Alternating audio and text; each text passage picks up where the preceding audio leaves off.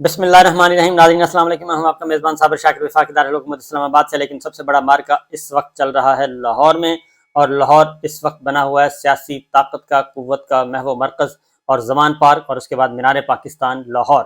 آج مینار پاکستان لاہور میں اجتماع ہوا، بہت بڑا جلسہ، اور اس کو روکنے کے لیے بہت سارے جتن کیے گئے اور بہت مزے کے اس پہ تبصرے بھی ہوئے۔ آپ تھوڑا سا ذرا لائٹ موڈ گفتگو کرتے ہیں۔ سب سے پہلے تو مینار پاکستان، اگر مینار پاکستان نہ ہوتا تو زیادہ اچھا ہوتا۔ آج یہ نون لیگ یہ سوچ رہی ہوگی، شریف فیملی یہ سوچ رہی ہوگی کاش مینار پاکستان نہ ہوتا، اور مینار پاکستان بنانے والوں نے کوئی بہت بڑا جرم کر دیا، کیونکہ مینار پاکستان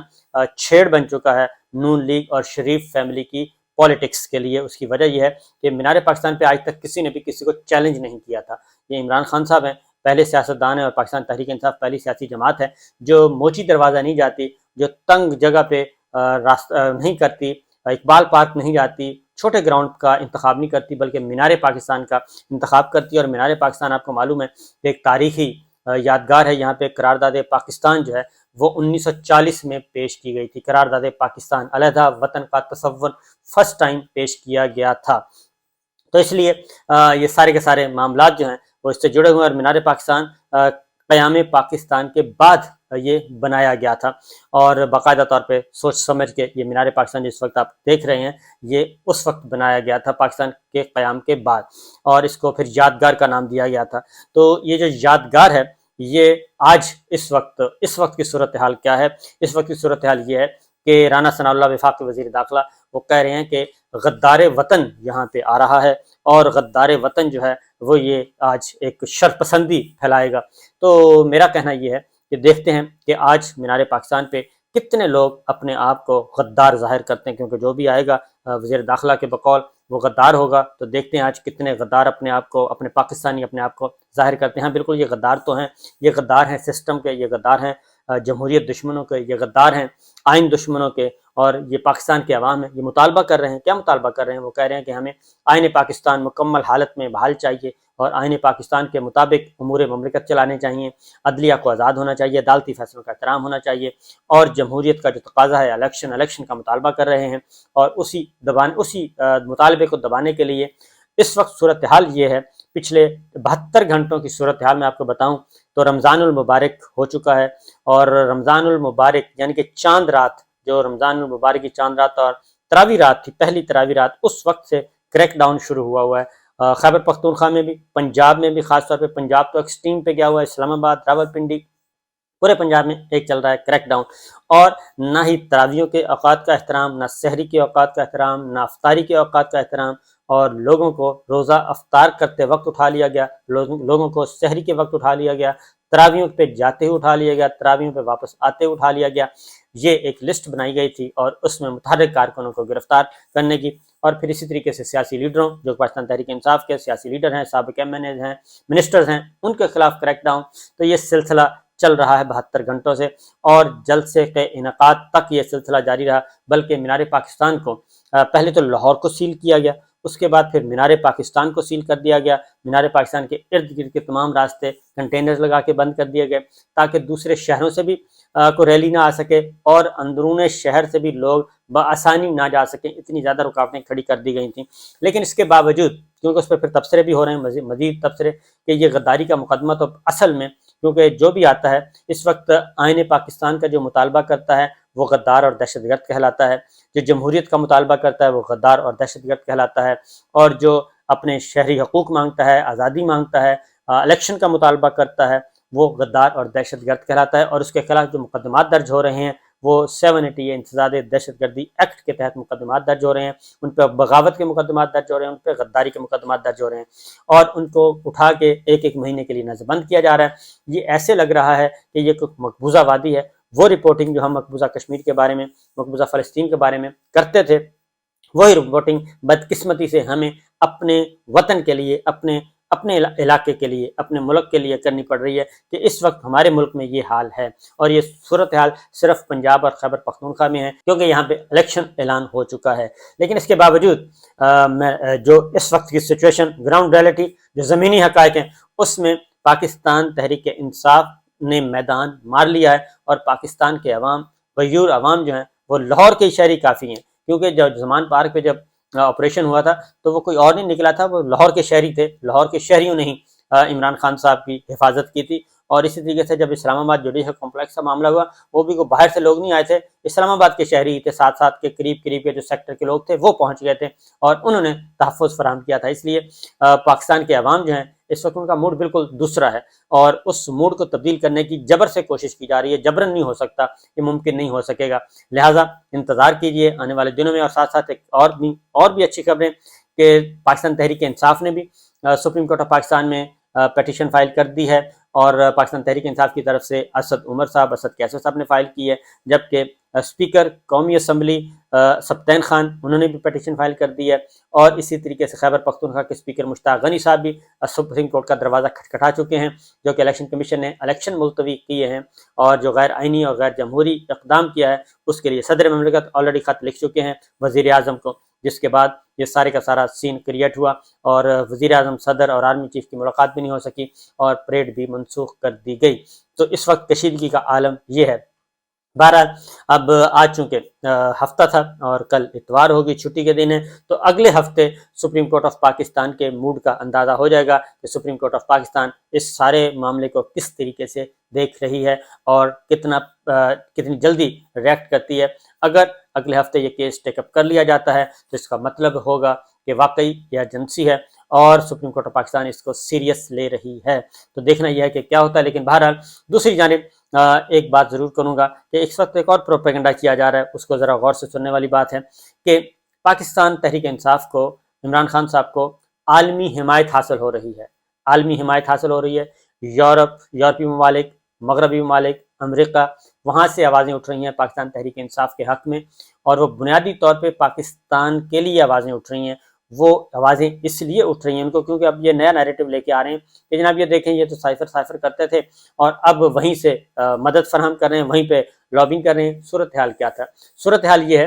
कि पाकिस्तान के अवाम, मगरबी ममालिक क्या सोचते हैं, मगरबी ममालिक हों, पाकिस्तान के दोस्त ममालिक हों, पाकिस्तान के दुश्मन ममालिक हों, पाकिस्तान के स्ट्रेटेजिक पार्टनर हों, आलमी ताकतें हों, वो क्या देखती हैं? वो देखती हैं कि किस लीडर के साथ अवाम जुड़ गए हैं, किस लीडर के साथ अवाम जुड़ गए हैं, उसके अकॉर्डिंगली वो अपनी पॉलिसी तरजीह देती हैं। पब्लिक डिप्लोमेसी को इसीलिए खर्च करती हैं। वो कभी भी ऐसा नहीं होता कि अब वो ज़माना बीत गया कि वो डिक्टेटर्स को सपोर्ट करें, वो डिक्टेटर्स को सपोर्ट नहीं करती, वो बादशाहत को तो नहीं करती। अब मगरबी ममालिक भी आ गए, उनकी भी पॉलिसी शिफ्ट हो गई है। इसीलिए जब नवाज शरीफ साहब मकबूल थे तो नवाज शरीफ साहब के साथ ये सारी ताकतें थीं और वो इंसानी हकूक़ की तंजीमें, आलमी इदारे वो मैदान में आ जाते थे और मोहतरमा बेनज़ीर भुट्टो मकबूल थी तो मोहतरमा बेनज़ीर भुट्टो को सपोर्ट करती थी। अब ये हुआ है कि पाकिस्तान तहरीक इंसाफ, इमरान खान साहब की मकबूलियत सब के सामने है, सारे जानते हैं। और हो ये रहा है कि अमेरिका को जो गलत बातें बताई गई थी, गलत इन्फॉर्मेशन पास ऑन की थी बाजवा साहब की तरफ से, वो सारी की सारी गलत साबित हो गई हैं। लोग जो है इमरान खान साहब के साथ जुड़ गए हैं। और दूसरी बात यह है कि ये अपने पाकिस्तान के अपने इदारों की ये नाकामी है, पाकिस्तान के फैसला साज कुव्वतों की ये नाकामी है कि क्या वजह है कि जो भी पॉपुलर लीडर होता है, जो भी पॉपुलर जमात होती है, वो देखना शुरू कर देती है आलमी इदारों की तरफ, इंसानी हकूक़ की आलमी तंजीमों की तरफ, अक़वाम मुत्तहिदा की तरफ, यूरोपीय यूनियन की तरफ। उनको उस तरफ धकेलता कौन है? असल सवाल ये है कि उनको कौन धकेलता है। क्या वजह है कि हम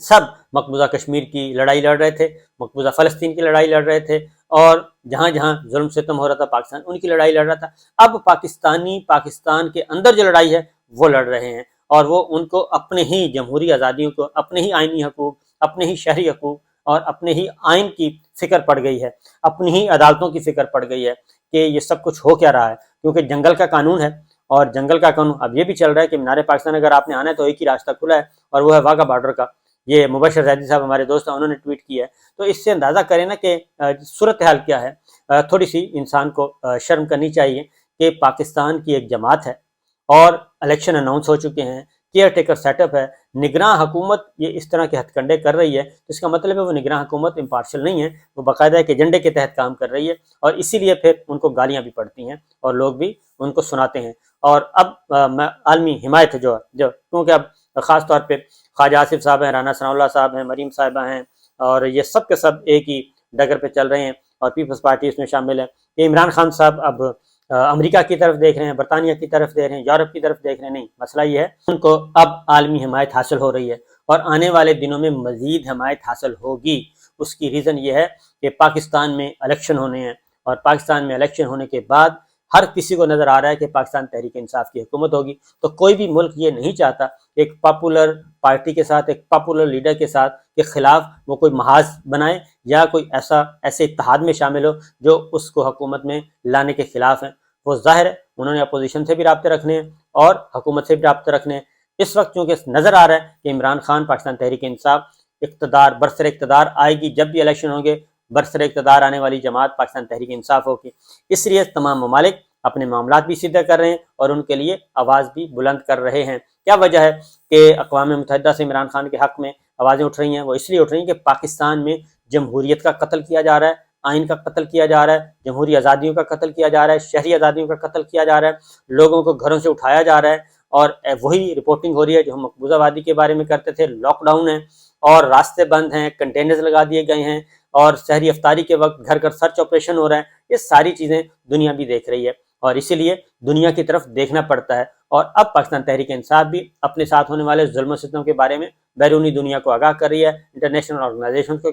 آگاہ کر رہی ہے، خطوط لکھے جا رہے ہیں، اور پاکستان تحریک انصاف کے رہنما جو ہیں وہ یورپی یونین کے ممالک سے، اپنے دوست ممالک کے سفارتکاروں سے سب سے ملاقاتیں کر رہے ہیں، ان کو صورتحال سے آگاہ کر رہے ہیں، اور وہ اپنے اپنے ملکوں کو بھیج رہے ہیں، اور اس کے نتیجے میں حمایت حاصل ہو رہی ہے، کیونکہ اس میں اندھوں کو بھی پتہ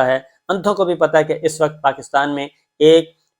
بڑی سیاسی جماعت کا راستہ روکنے کے لیے کوشش کی جا رہی ہے، بلکہ پورا طاقت استعمال کی جا رہی ہے، ریاستی طاقت استعمال کی جا رہی ہے کہ کسی بھی طریقے سے اس جماعت کا اور اس لیڈر کا راستہ روکا جا سکے۔ تو جب یہ ساری صورتحال ہوتی ہے تو جناب پھر عالمی تنظیمیں آتی ہیں، ورنہ کیا ضرورت پڑی تھی کہ چودھری غلام حسین، عمران ریاض خان، صابر شاکر، ایاز امیر، ارشد شریف، ڈاکٹر معید، ان لوگوں کے ساتھ جو ظلم ہوا ہے، اس 14 جماعتی حکمران اتحاد نے جو ظلم کیا ہے، جمیل فاروقی، عماد یوسف، ARY، بول، سمیع ابراہیم، شعیب شیخ، ان کے خلاف جو سمجھے جاتے تھے کہ یہ تو بھائی ماؤتھ پیس ان کے ہیں، ان کے خلاف جب اتنا ظلم و ستم ہو رہا ہے اور ان کے حقوق کے لیے آواز اندر سے نہیں بلند ہو رہی بلکہ باہر سے آواز بلند ہو رہی ہے، عالمی ادارے آوازیں بلند کر رہے ہیں، انسانی حقوق کی تنظیمیں ان کو تحفظ دینے کا کہہ رہی ہیں، تو اس سے زیادہ شرمناک بات اور کیا ہو سکتی ہے کہ ہم کس حد تک جا چکے ہیں۔ تو اس لیے اگر عمران خان صاحب کے ساتھ اور پاکستان تحریک انصاف کے ساتھ مغربی ممالک، دوست ممالک، اسٹریٹجک پارٹنر اور سفارتکار رابطے میں آ چکے ہیں، عالمی حقوق کی تنظیمیں آ چکی ہیں، انسانی حقوق کی تنظیمیں آ چکی ہیں، تو اس پہ پریشان ہونے کی ضرورت نہیں ہے، کیونکہ یہ ماضی میں جب محترمہ بے نظیر بھٹو کے ساتھ ایسا ہوا تھا، نواز شریف صاحب کے ساتھ ایسا ہوا تھا، ایسا ہوتا ہے تو پھر اس کا رد عمل آتا ہے باہر سے۔ تو یہ ہمارے اندرونی معاملات میں مداخلت کون ذمہ دار ہے؟ اس مداخلت کے ذمہ دار ہیں باجوہ صاحب، اس مداخلت کے ذمہ دار تھے مشرف صاحب، اس مداخلت کے ذمہ دار وہ حکمران خواہ جمہوری ہیں یا غیر جمہوری جو اپنے ہی شہریوں کو آئین اور قانون کے بجائے اپنے وہ مائٹ از رائٹ کا قانون لے کے آنا چاہتے ہیں۔ تو یہ سب کچھ اس لیے ہو رہا ہے۔ اس لیے جی آنے والے دنوں میں بہت اچھی اگلے ہفتہ امید ہے کہ اگلا ہفتہ کافی اچھا ہوگا، سپریم کورٹ آف پاکستان میں میدان دوبارہ سجے گا، اور عالمی تنظیمیں بھی، عالمی برادری بھی اس وقت پاکستان پہ نظر رکھے ہوئے ہے، اور جو انہوں نے انڈیکس جاری کیا ہے،